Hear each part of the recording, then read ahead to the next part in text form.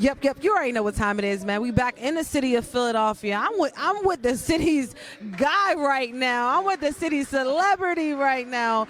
BikeLifeRex. How you feeling, man? I'm feeling amazing. I'm happy to be here. A little nervous, but I'm good now. Nervous? All the tricks and stunts you be doing. How can you be nervous? I'll be nervous then, yeah. I just get it done. Just how I did it here. I'm with it. And that's exactly what you did. You got it done by first of all showing up, and that's the key point.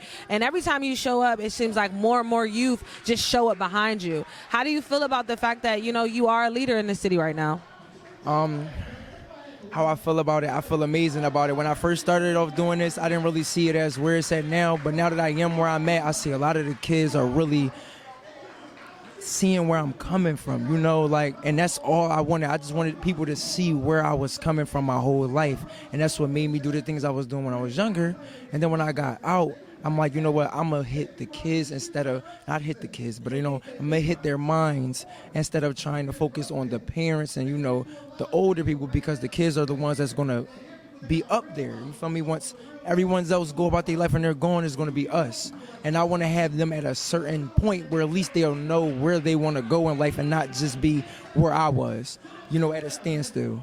So when it comes down to, is it being heard or is it being seen? Because you said you wanted people to, know where you were coming from, but was you not being heard or was you not being seen? I wasn't being both.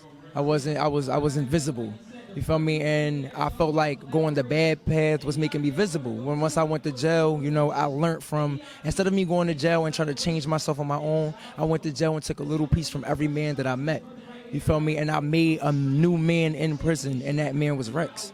And that's who I left and was when I came out here. I don't even use my real name. It's people that knew me since I've left and don't even know who my real name. That was the first time I've ever even said my real name ever.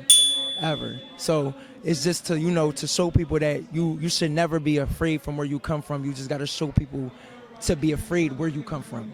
You feel me? Not you be afraid, but have them afraid so they won't be where you were. You feel me? And that's all I'm here to do. And let me ask you this question. You said that today was one of the first times that you introduced yourself as your real name. Do you feel like that helped you to level up a little bit more? Because you're in a room with state senators, you're in a room with elected officials, top activists in the city, and you just introduced yourself. How does that feel? I'm very emotional to it because the name holds a lot of weight to me, based off my past. And me saying that, I even know my brother over there was probably like, oh my God, I couldn't believe he even just said his name, because it's something that I really take serious, coming from a single parent home, only my mother and not having my father, and I was a junior. It was like I really took a hate to the name, and now being here kind of gave me a feeling to embrace. Even right now, I feel kind of emotional, because it really holds a lot of weight, and I was even surprised myself that I even said it. But it was because I was speaking to the kids. I wasn't speaking to pretty much no one else but them, and letting them know, you got to open up. You feel me? If you don't open up, you're going to continue to be in a shell. You're going to be a cashew. You feel me? Do you want to be a cashew, or do you want to be a peck of shellless sunflower seeds? You feel me? No, it's unique. You feel me? I always say that. Do you want to be a cashew, or do you want to be shellless sunflower seeds? Because it's rare, but you can find them. You feel me? And the only way to find them is to know where they come from and then become them. So, or go get them, but you know what I mean, in the same sense. So that's why I use that term. Also being relatable to your peers, so they can also meet you where you're at when you're having these conversations and it don't go over their head. Definitely agree with that. But my last question I want to ask you is, how does these bikes, what is these bikes, how do they get involved in this mission? How do they get involved in this fight when it comes down to gun violence? I just never gave up on them. The bikes was my way of getting out of the hood. When I came home, I had to find something. And I'm like, what am I going to do? And the only thing I could remember to do was what I did before. And I can say the only bad thing I ever did was I took my mom's bike. And that was before, prison and things like that. And when I came home, she was like, you're not going to get back on the bike? And I was just concerned. Like, why are you ready to give it to me now? You were taking it. She's like, I don't know. I just feel like you got to ride it. I don't know. And I just started riding the bike. And the next thing you know, I'm like, you know what? I want to tell people my story. I want them to know where I'm coming from. And somehow I never just put the bike down. I had to use the bike with it, because the bike is my means of traveling. It's my voice also. For me, it's a two-way voice. I have my actual voice, and then I have the bikes. Because you can see me on a bike and not even hear my voice and be like, he's a great person. I know him. He's great. That's the bike life bull. That's my other voice. So that's pretty much how the bikes come into it. They're a part of me.